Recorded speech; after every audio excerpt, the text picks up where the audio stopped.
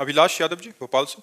राधे राधे महाराज जी। राधे राधे महाराज जी। महाराज जी, पिछले 1 वर्ष में जब से आपका सत्संग सुना है, श्री जी की कृपा से 1,54,00,000 नाम जप हो गया महाराज जी, जिसमें मुझे परोपकार की भावना उत्पन्न हो रही है महाराज जी। अभी इनका कहना था कि जैसे कोई दीन ही नहीं, आप किसको देखता तो अपना भजन दे देता हूँ कि मेरा इतना भजन उनको दे दो। तो महाराज जी, ऐसा करने से भजन नष्ट नहीं, पहले तो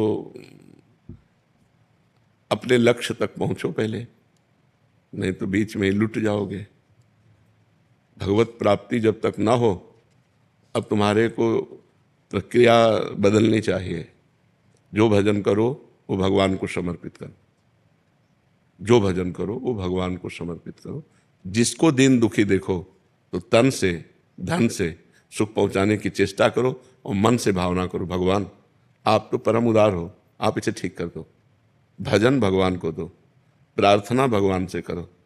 शरीर से और धन से अगर सेवा बनती है तो वो सेवा कर दो, भजन भगवान को दो भगवत प्राप्ति के लिए। जब तक भगवत प्राप्ति ना हो जाए तब तक भजन खर्चा करने का बिल्कुल अधिकार नहीं रखना चाहिए। महाराज जी, उस समय मन बहुत द्रवित हो जाता है, तो तन से सेवा कर दो और मन से प्रार्थना कर दो।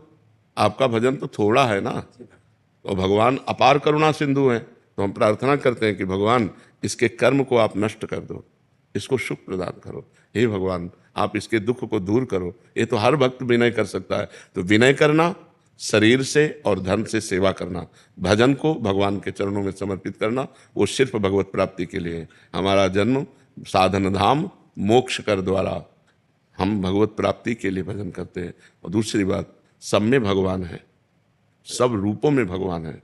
तो जब कोई दुखी हो तो देखो भगवान दुख की लीला कर रहे हैं। तो हमसे जो बन सके हम तन मन धन से सेवा कर दें, लेकिन भजन भगवान को दें। भजन का फिर उससे लक्ष्य की प्राप्ति में बाधा पड़ेगी। महाराज जी विचार ऐसा आता है कि मैं तो और भजन कर लूंगा, लेकिन इसको लेकिन शाम तक जियोगे आपको पता है क्या? शाम तक आप जियोगे क्या? ये कोई गारंटी तो है नहीं ना। तो पहले हम अपना कार्य करते हैं मनुष्य जीवन का, पहले अपना कल्याण करें, अपने को भगवत प्राप्ति करें। तो जब आप भगवत प्राप्त हो जाओगे तो वासुदेवा सर्वम, कोई जीव बचा ही नहीं, सब भगवान ही है। यही अनुभव हो जाएगा। सिय राम में सब जग जानी। तो नाटक मंच पर दुख सुख का नाटक कर रहा है, वस्तुतः वो परमात्मा है, ऐसा ज्ञान हो गया तो ये वृत्ति भी चली जाएगी। समझ रहे ना? असलियत में परमार्थ में पहले तुम चढ़ो, तुम अध्यात्म को प्राप्त हो। तो जब तुम्हारा चश्मा बदलेगा तो सर्वम खलमिदम ब्रह्म, सब ब्रह्म विराजमान है। तो दुख सुख का कोई खेल ही नहीं है।